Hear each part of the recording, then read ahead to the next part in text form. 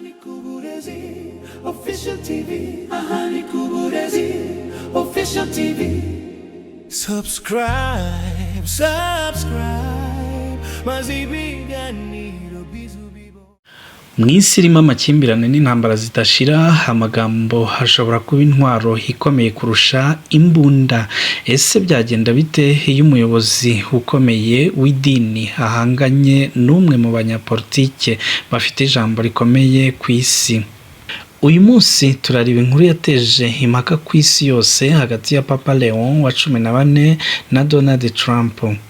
Byatangiye nyuma y'ibitero bya Leta Zunze Ubumwe za Amerika kuri Iran, aho Papa Leon wa 14 yahise abyamagana ku mugaragaro.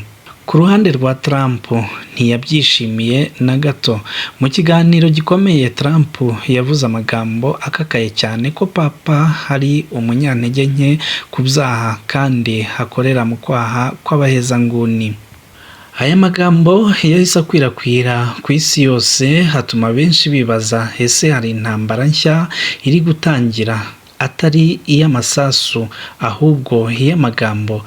Nyuma y'ibi byose Papa Leon wa 14 yahisemo inzira itandukanye n'iyari yitezwe. Nta kurakara, nta gusubiza amagambo mabi, ahubwo yahisemo gutuza no gutanga ubutumwa bwimbitse. Yagize ati, nta bwoba mfite ku butegetsi bwa Trump kandi sinzahagarika kuvuga ubutumwa bwiza. Aha Papa yerekanye ko hadashaka guterana amagambo, ahubwo ashaka gukomeza inshingano ze nk'umushumba. Yanavuze ko ibyo akora hatari politike ahubwo ari ubutumwa bwo gushaka amahoro. Iyi nkuru si ya Papa na Trump gusa, ni inkuru igaragaza uko isi imeze uyu munsi, aho abayobozi bamwe bashyira imbere imbaraga z'intambara mu gihe abandi bashyira imbere ibiganiro n'amahoro. Papa Leon wa 14 yavuze ko azakomeza kwamagana intambara, guteza imbere ibiganiro hagati y'ibihugu. Hari kandi gushaka ibisubizo birambye ku makimbirane. Ibi byerekana ko hari inzira ebyiri isi ishobora kunyuramo, zirimo inzira y'intambara cyangwa se inzira y'amahoro.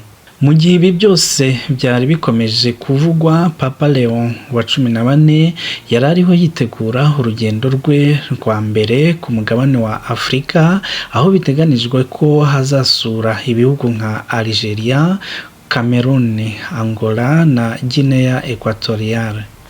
Ibi bikaba bigamije gukomeza ubutumwa bwe bwo kwimakaza amahoro n'ubwiyunge. Isi yacu iri mu bihe bikomeye, aho intambara zishobora gutangirira ku magambo mato ariko zigahinduka ibiza bikomeye. Iyi nkuru twigisha ko amagambo ashobora gusenya ariko hashobora no kubaka. Abayobozi b'isi bakwiye guhitamo inzira y'ibiganiro aho gukoresha imbaraga. Abacura ibitwaro bakwiye kumva ko inyungu zabo zitagomba kuba hejuru y'ubuzima bw'abantu. Nta gihugu cyungukira mu ntambara, nta mwana uvuka ngo abe uwo gupfa kubera amakimbirane y'abakuru. Intambara zidafite impamvu zikwiye guhagarara burundu. Ibihugu bikwiye gushyira imbere ibiganiro n'ubwiyunge. Abacura ibitwaro bagomba guhindura imyumvire bagashyigikira amahoro aho gushyigikira kurimbura abantu. Amahoro si intege nke, ahubwo nibwo butwari nyabwo. Niba ukunda documentaire nk'izi ngizi zisesengura ukuri kw'isi, kandi subscribe usangize abandi kandi utanga igitekerezo cyawe. Ese isi ishobora kugera ku mahoro arambye? Aha rero ushobora gutanga igitekerezo cyawe, cyane cyane ugendeye kuri iyi nteruro isoza igira iti, ese isi ishobora kugera ku mahoro arambye? Watanga rero igitekerezo cyawe muri komenti ahagenewe gutangirwa ibitekerezo. Turabashimiye cyane rero, kandi twizere yuko mukomeze mugire ibihe byiza, mukomeze kugubwa neza, ariko kandi tunazirikana yuko turi mu bihe byo kwibuka. Mukomeze rero mukomere, kandi dukomeze kuzirikana inshuti n'abavandimwe, ababyeyi, abari abarezi, abari abanyeshuri twiganaga, abihaye Imana ndetse n'abandi bose bazize jenoside yakorewe abatutsi mu 1994. ngaho rero mukomeze kugubwa neza, mwari kumwe na Fidèle de Jésus, turabakunda cyane. Ciao ciao.